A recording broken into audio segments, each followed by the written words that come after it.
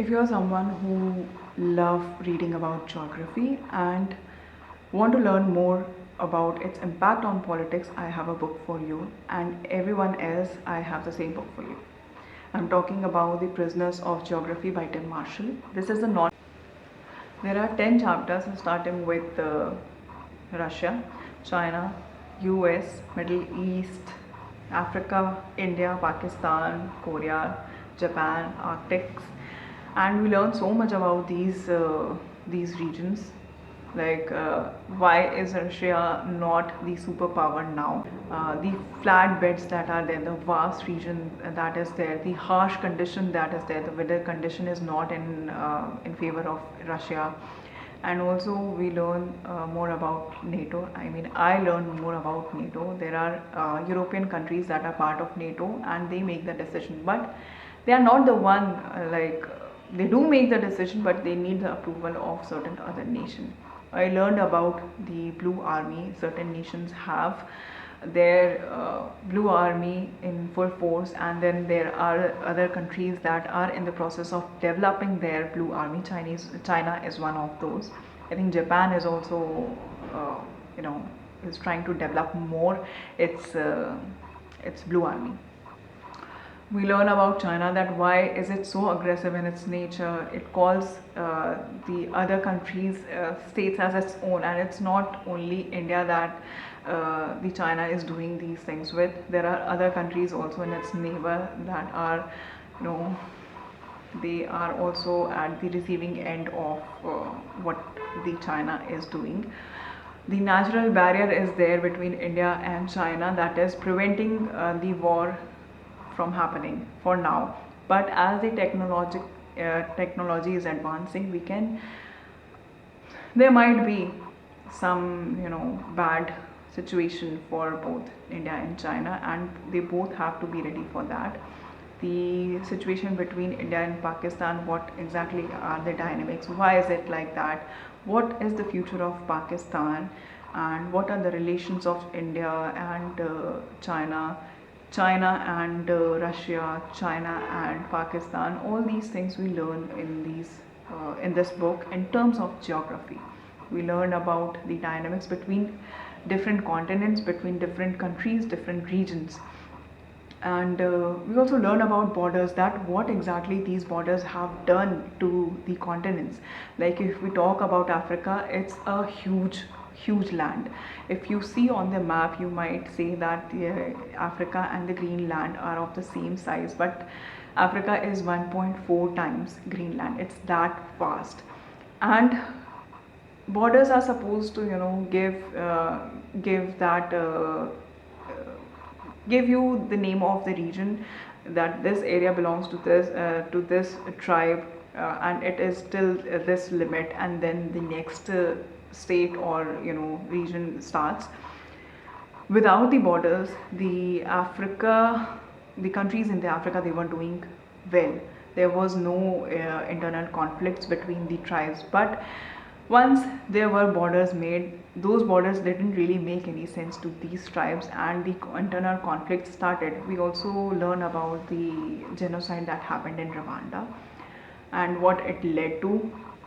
We learn about the Africa's abundance in the natural resources, and why it could not use all those resources, what are the limitations with its geography, its land. And now the other countries are approaching Africa to help Africa build its nation, build its country, the infrastructure and everything, its army. And in exchange, they take the natural resources that is present in Africa. Africa should have been able to do it on its own, but the division that was done on the basis of the borders, that didn't really help. Also, there are riverbeds in Africa. There are tributaries in Africa that could have helped in its water situation, but all those are polluted. They have, you know, the situation with diseases like malaria and all of that. So that's not in the favor of Africa. But for now, it is moving towards a better future for it, but let's see how that goes because China is the one helping Africa build its nation. We learn about Latin America and its problem. We learn about Arctic, and the ices in those region are melting faster than it was predicted, and there will be a time when there will be no ice in that region. And you will expect that all these nations, all these countries will worry about the environment, but no, they worry about their claim on the region in Arctic, because Arctic is also abundance in natural, it is abundant in natural resources, and these nations, these countries want to claim sovereignty in that area. These countries are, I think, Finland, Sweden, Canada, US, Greenland. All these countries are there that want to claim their sovereignty in that area. And there is also one zone that is created. I do not remember exactly the name of that zone, but yeah, these countries are part of that zone that will be the first, I think, to claim the region in Arctic. And then there is a group called the Observer Group. India and China is a part of that group. And then there are regions far, far away from Arctic that cannot reach that far. And they say that Arctic does not belong to any one nation or country, and it belongs to humanity. All these things we learn. There was one thing that I observed, that while reading about these different regions, these different countries, there was one nation like the US, which was different from rest of the chapters, because all other chapters had some difficulty. China is not a superpower, it can become, but it will never be at the level of US. Russia could not become one. India and Pakistan have their own problems. The Middle East has its own problem. The Africa has its own problem. But US is that one nation, is that one place that made all those strategies. It tried to, it didn't leave any opportunity to grow. Wherever it found that there is a chance of its growth, it took. And now it has impact all over the globe. There are nations that are its ally, and there are nations that are against it, and then there are nations that do not really have a, might have a hate or love relationship with it, but they are, not doing anything for now. But it has its impact on all over the globe.